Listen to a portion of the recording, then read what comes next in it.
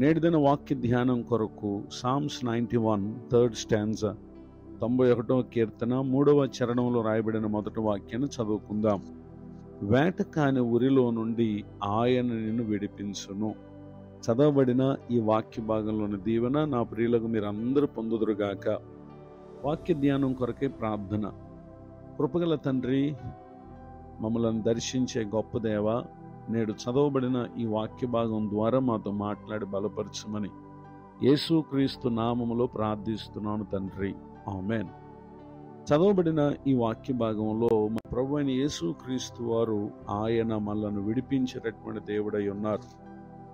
ప్రస్తుత పరిస్థితుల్లో ఎన్నో చోట్ల పలు విధములైనటువంటి మరణకరమైన, ప్రమాదకరమైన, అపాయములతో కూడిన, ఇంకా అంత మాత్రమే కాక పలు శోధనలు, ఉన్మాదంతో ఉన్నటువంటి పరిస్థితులను సమాజంలో మనం చూస్తూ ఉన్నాం.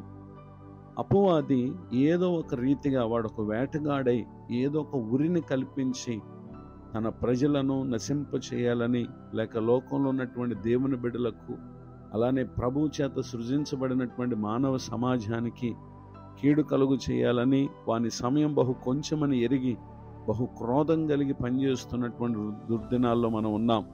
ఈ విషయమై నాడు ప్రవక్త అయినటువంటి ఇర్మియా గారి ద్వారా ప్రభువారు సెలవిచ్చినటువంటి మాట ఏంటంటే, book of Jeremiah chapter 9 verse 21, ఇర్మియా గ్రంథం 9వ అధ్యాయం 21వ వచనంలో, వీధుల్లో పసిపిల్లలు లేకుండాను, రాజమార్గాలు యవనులు లేకుండాను వారిని నాశనం చేయటకై మరణము మన కిటికీలను ఎక్కుచున్నది, మన నగరులలో ప్రవేశించుచున్నది అనేటటువంటి మాటను మనం చూస్తూ ఉన్నాం.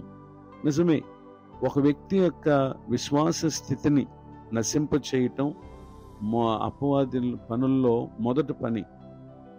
రెండవదిగా వారిని ప్రభు దృష్టికి భ్రష్టులుగా చేసి మరణానికి అప్పగించటం రెండవ పని. మరి ప్రాముఖ్యమైన పని ఏంటంటే, అపవాది కొరకు నియమింపబడినటువంటి నరకాగ్నిలో వారందరినీ కూడా పాలువారినిగా చేయుట విరోధి అయినటువంటి అపవాది పని.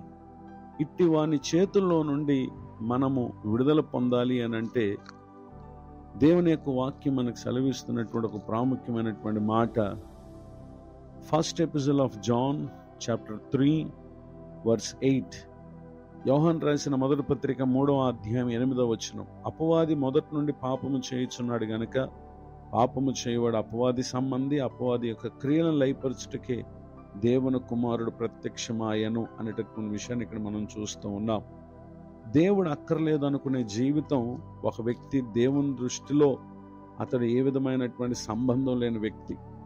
అట్టి సంబంధం లేని వ్యక్తి భూమి మీద ఎంతకాలం బ్రతికినా ఒక దినాన అతడు దేవుడు తన కొరకు సిద్ధం చేసిన పరలోకమునకు బదులు అపవాది కొరకు నియమింపబడిన నరకాగ్నికి వెళ్ళిపోవటం, అది ఎంతో నాశనకరమైనటువంటి పరిస్థితి.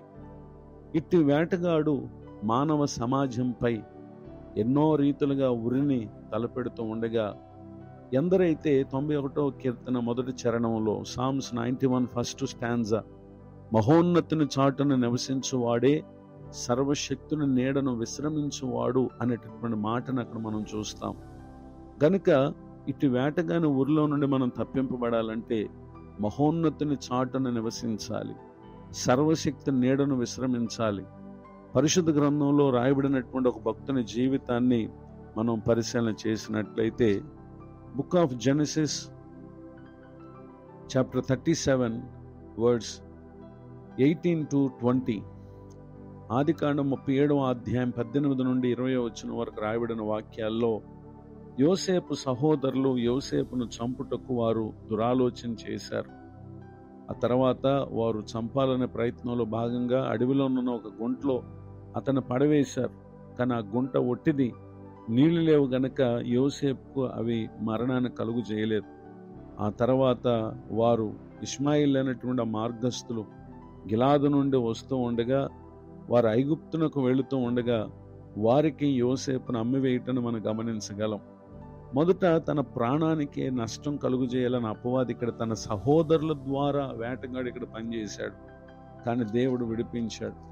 ఆ తర్వాత ఐగుప్తు దేశానికి వెళ్ళిన తర్వాత అతడు పొతిఫర్ అనే సేనాధిపతి ఇంట నివాసం చేస్తూ ఉండగా దేవుడు అతనికి తోడుగా ఉన్న కారణం ఆ ఇంటి వారిని ఆశీర్వదిస్తూ వచ్చాడు.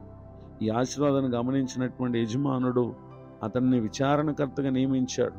అదే స్థలమందు ఇప్పుడు తన విశ్వాసాన్ని నాశనం చేయటానికి వేటగాడు పొతిఫర్ భార్య ద్వారా ప్రేరేపించినప్పుడు అతడు నేనెట్లింత ఘోరమైన దుష్కార్యం చేసి దేవునికి విరోధంగా పాపము కట్టుకుందునని తన యజమాని భార్యతో చెప్పి ఆ చోటు నుండి అతడు తప్పించుకుని పారిపోయినటువంటి విషయాన్ని మనం గమనించగలం.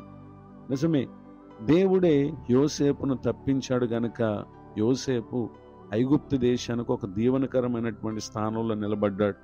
ఈ మాటలు వింటున్న నా ప్రియ సహోదరి సహోదరులు, నిశ్చయంగా ప్రతి ఒక్కరూ కూడా మహోన్నతుడైనటువంటి దేవుని చాటునకు రావాలి, సర్వశక్తుని నీడను నివసించాలి.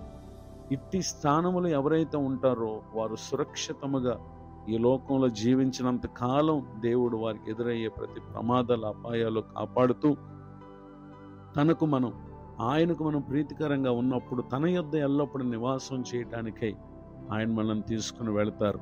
మన ఆత్మ నరకాగ్నిని తప్పించి ఆయన మనల్ని విడిపించి నిత్య జీవనకు వారసులుగా చేస్తారు. ఇటు దీవెనకు ఈ మాటలు వింటున్నటువంటి నా ప్రియులకు మీరు, అలానే ఇంకెంతమంది అయితే నాశనానికి సమీపంలో ఉండి దుష్టుని చేతుల్లో పలు రీతులుగా ఇబ్బందులు పాలవుతూ దేవునికి దూరస్తులై జీవిస్తున్నారు, అటు వారందరి రక్షణ కొరకు ప్రతి ఒక్కరు కూడా ప్రార్థించాలని దేవుని పేరట దేవుని సేవకునిగా మీకు తెలియజేస్తూ ఈ మాటలు ముగిస్తున్నాను. ప్రార్థన. తండ్రి వందనాలు, నేడు విన్న ఈ మాటల ద్వారా మమ్మల్ని మీరు బలపరిచినందుకు స్తోత్రాలు. ఎన్ని పరిస్థితులు వచ్చినా విడిపించే దేవుడుగా మీరు మాకున్నందుకు కృతజ్ఞతలు.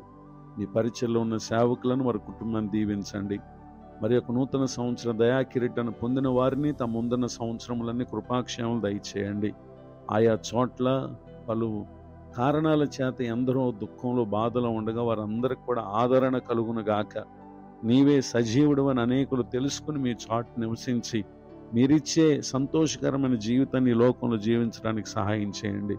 యేసుక్రీస్తు నామములో ప్రార్థిస్తున్నాను తండ్రి, ఆమేన్. తండ్రి, కుమార, పరిశుద్ధాత్మ దేవుడు తోడు నడిపించును గాక.